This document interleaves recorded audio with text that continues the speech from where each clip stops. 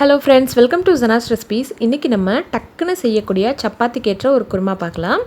இதுக்கு வந்து சின்ன வெங்காயம் ஒரு 200 கிராம், தக்காளி ஒரு 250 கிராம், இஞ்சி பூண்டு பேஸ்ட் வந்து ஒரு பெரிய டேபிள் ஸ்பூன் அளவுக்கு, கொஞ்சமாக கொத்தமல்லி தேவையான அளவுக்கு.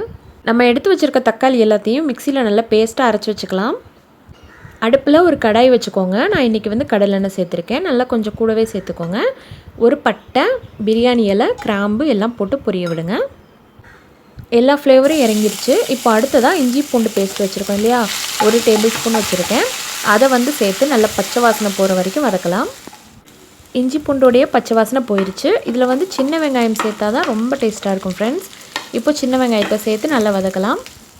வெங்காயம் கொஞ்சம் ஸ்பீடாக வதங்கிறதுக்காக இப்போவே குருமாவுக்கும் சேர்த்து கொஞ்சம் உப்பு போட்டுருங்க. எவ்வளோ தேவையோ அந்தளவுக்கு போடுங்க. அடுத்ததாக வெங்காயம் வதங்கினதுக்கப்புறமா தக்காளி அரைச்சி வச்சுருக்கோம் இல்லையா, அதை வந்து சேர்த்துக்கலாம். மிக்ஸி ஜாரை நல்லா அலசி ஊற்றுனதுக்கப்புறம் தக்காளியை கொதிக்க விடுங்க பச்சை வாசனை போகிறதுக்கு. அடுத்ததாக மசாலா சேர்த்துக்கலாம். மிளகாய்த்தூள், மஞ்சள் தூள், மல்லித்தூள். மிளகாய்த்தூள் வந்து உங்கள் காரத்துக்கு ஏற்ற மாதிரி, மஞ்சள் தூள் வந்து ஒரு 1/4 ஸ்பூன், மல்லித்தூள் வந்து ஒரு டேபிள் ஸ்பூன் சேர்த்துட்டு அதையும் நல்லா பச்சை வாசனை போகிற வரைக்கும் கொதிக்க விடுங்க. இப்போ வந்து ரொம்ப திக்காக இருக்குது, அதனால் உங்களுக்கு வந்து எவ்வளோ குழம்பு வேணுமோ அந்த அளவுக்கு தண்ணி ஊற்றிக்கோங்க.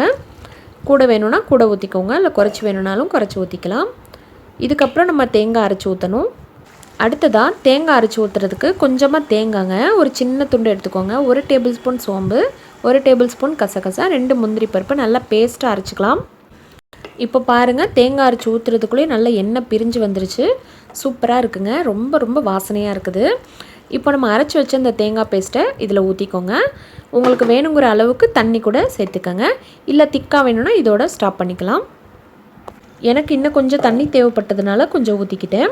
இது பார்த்திங்கன்னா ரொம்ப ரொம்ப ஃப்ளேவராக இருக்கும், எதுவுமே சேர்க்காமல் ரொம்ப வாசமனமாக இருக்கும். தேங்காய் அரைச்சி ஊற்றி ஒரு 5 நிமிஷம் லைட்டாக கொதிக்க வச்சுட்டு ஆஃப் பண்ணிக்கோங்க. இறக்க போகும்போது கொஞ்சமாக கொத்தமல்லி தூவி ஆஃப் பண்ணிங்கன்னா ரொம்ப ரொம்ப கம்மன்னு வாசனை வரும். ரொம்ப ஈஸியான ஒரு அவசரமாக வைக்கக்கூடிய குருமா சப்பாத்திக்கு பார்த்துட்டோம்.